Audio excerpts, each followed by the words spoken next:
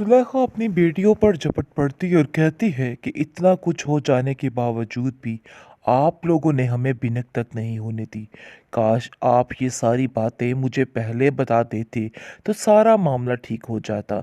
लेकिन अफसोस है आप लोगों की सोच पे। किस तरह का दिमाग पाया है आप लोगों ने। सायरा बड़ी बेहाल सी हो चुकी है क्योंकि सायरा से ये चीज़ बर्दाश्त नहीं हो रही है और वो साफ साफ रज़ा से कह देती है कि मैं यहाँ पे नहीं रह सकती हूँ। लेकिन आप देखेंगे कि जुलेखा उसको समझाती है कि देखो अपनी जगह मत छोड़ना। मैं तुम्हें यही समझाने की कोशिश कर रही हूँ। लोग तो ताक पे बैठे हुए हैं कि कब तुम उस घर से निकलो तो उनके दिलों को ठंडक पड़ जाए। लेकिन मैं ऐसा नहीं होने दूंगी। रज़ा को अपनी दूसरी बीवी को छोड़ना होगा। मैं ऐसा नहीं होने दूंगी, अपनी बेटी का घर नहीं उजड़ने दूंगी। दूसरी तरफ शमीम कहती है कि अरे भाई इन सब बातों में मेरा क्या कसूर है। मुझे तो समझ नहीं आ रही कि हर चीज़ मेरे ऊपर क्यों आ रही है। और कशफ तो मेरे हाथ धो के पीछे पड़ चुकी है। न जाने मैंने इसका क्या बिगाड़ा है। अरे भाई कशफ क्या कर रही हो। क्यों मेरे भाई को मेरे खिलाफ कर दिया है तुमने। वो तो मेरा नाम तक क्या मेरी शक्ल देखना पसंद नहीं करता। आखिर तुम ऐसा कैसे कर सकती हो। जिस पर आप देखेंगे कि उसका ससुर उसको कहता है कशफ देखो मैं जानता हूँ कि तुम्हारे हालात अपने यानी कि मेके वालों की तरफ से काफ़ी ख़राब हो चुके हैं। लेकिन इसका ये मतलब नहीं है कि तुम आए दिन शमीम पर इल्ज़ाम लगाकर उसकी ज़िंदगी जीवन करती रहो और उसके दिल में हर वक्त एक खौफ सा पैदा रखो। मेरी बच्ची बहुत खौफज़दा हो गई है। उसको समझ ही नहीं आ रही वो क्या करे। ये सारी आग जो है वो नसीमा की लगाई हुई है। इस नसीम ने सारा काम ख़राब किया है क्योंकि वो शमीम से अपना कुछ लालच चाहती है जिसके बिना पर वो कश्यप के ख़िलाफ़ ये सारी गेम रचा रही थी। अगर अब जाकर उसका कोई दिमाग ठीक हुआ है तो मेहरबानी करके शमीम आप अंदर मत बोलिए। ठीक ही रहने दीजिए उसका दिमाग, क्योंकि आपकी वजह से मामला मज़ीद ख़राब हो जाएगा। जिसको सुनकर आप देखेंगे कि वो कहती है कि तुम हमारे मामलात में ना ही बोलो तो अच्छा है, इसलिए बेहतर यही है खामोशी इख्तियार रखो। लेकिन दूसरी तरफ जुलेखा जो है वो सायरा को कॉल करती है और कहती है कि तुम्हारे बाबा तुम्हारी वजह से काफ़ी ज़्यादा परेशान है। मुझे तो ऐसा लगता है कि कहीं कुछ ऐसी बात ज़रूर है जो कुछ तुम हमसे छुपा रही हो। इन लोगों ने मिलकर जो रिश्ता करवाया था अब वो इस बात पर बहुत ज़्यादा पछता रहे हैं। जिस पर सायरा कहती है कि अब तो पछताने का कोई फ़ायदा नहीं, जो होना था सो हो गया, इसलिए मज़ीद परेशान होने की कोई भी ज़रूरत नहीं है। अब इन सब चीज़ों को मैं हैंडल कर लूँगी। और वैसे भी ताया जान और शमीम आपा ने जो फ़ैसला किया था उन पर तो बाबा बिल्कुल नहीं बोल सकते थे, इसलिए अब इन बातों को लेकर कुड़ने का तो बिल्कुल ही कोई फ़ायदा नहीं है। यानी कि वो अच्छे तरीके से जान चुकी है कि इन लोगों की वजह से जो फ़ैसला किया गया था वो सरासर गलत था। लेकिन बेचारी कुछ नहीं बोल पा रही और खामोशी से हर चीज़ को देख रही है, क्योंकि वो जानती है कि उसके खामोश रहने से ही सब कुछ होगा। लेकिन वो अब इस बात के लिए आगे आगे हो रही है और अपनी सास से कहती है कि देखिए आप लोग मेरे साथ जुल्म ज़्यादती नहीं कर सकते। जो करना था सो कर लिया, इसलिए मज़ीद आप लोगों की ये बातें बिल्कुल मैं नहीं सुनूंगी। बात तय है कि अब आप लोगों ने जो कुछ करना था सो कर लिया। अब मज़ीद कोई भी चालाकी नहीं चलने वाली। जिस पर आप देखेंगे कि वो कहती है कि मैं तुम्हें अपनी मर्ज़ी के साथ इस घर में लाई थी, लेकिन मुझे नहीं लगता कि मेरा फ़ैसला ठीक था।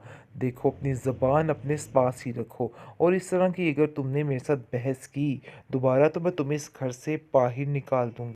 नसीम की रोज़ रोज़ की चिक चिक ने उसके शोहर को परेशान करके रख दिया है। उसने बहुत ज़्यादा कोशिश की है कंप्रोमाइज़ की, लेकिन ये औरत नहीं सुधर पा रही है। आए दिन कोई ना कोई ऐसा मसला खड़ा कर देती है कि बस क्या बताएं। बात इतनी होती नहीं और इतना वावेला मचाकर इकट्ठा कर लेती है पूरा मोहल्ला। और अब तो फ़ोन कर देती है अपनी बहन शमीम को और कहती है कि शमीम आपा देखिए मेरे साथ क्या हो गया। मुझे तो इधर ज़ारों कतार मारे और पता नहीं क्या क्या हो रहा है।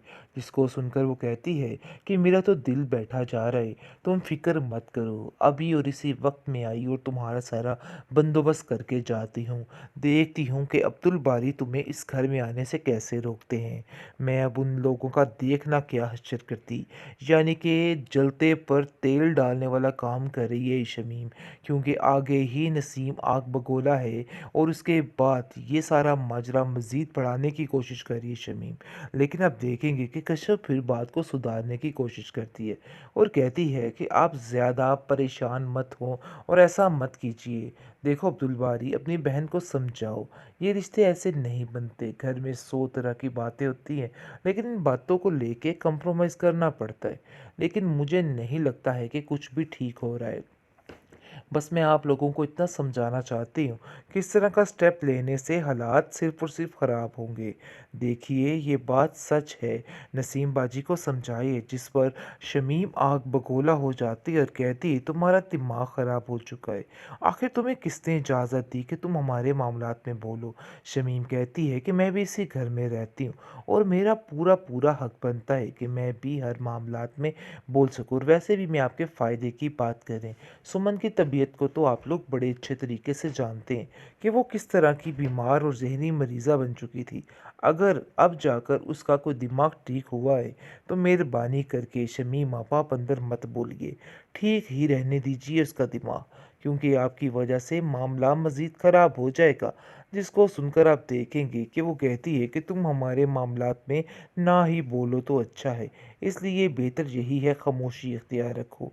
लेकिन दूसरी तरफ ज़ुलेखा जो है, वो सायरा को कॉल करती है और कहती है कि तुम्हारे बाबा तुम्हारी वजह से काफ़ी ज़्यादा परेशान हैं।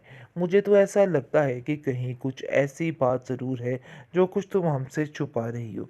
इन लोगों ने मिलकर जो रिश्ता करवाया था, अब वो इस बात पर बहुत ज़्यादा पछता रहे हैं। जिस पर सायरा कहती है कि अब तो पछताने का कोई फ़ायदा नहीं, जो होना था सो हो गया, इसलिए मज़ीद परेशान होने की कोई भी ज़रूरत नहीं है। अब इन सब चीज़ों को मैं हैंडल कर लूँगी। और वैसे भी ताया जान और शमीम आपा ने जो फ़ैसला किया था, उन पर तो बाबा बिल्कुल नहीं बोल सकते थे। इसलिए अब इन बातों को लेकर कुढ़ने का तो बिल्कुल ही कोई फ़ायदा नहीं है। यानी कि वो अच्छे तरीके से जान चुकी है कि इन लोगों की वजह से जो फ़ैसला किया गया था वो सरासर गलत था। लेकिन बेचारी कुछ नहीं बोल पा रही और खामोशी से हर चीज़ को देख रही है, क्योंकि वो जानती है कि उसके खामोश रहने से ही सब कुछ होगा।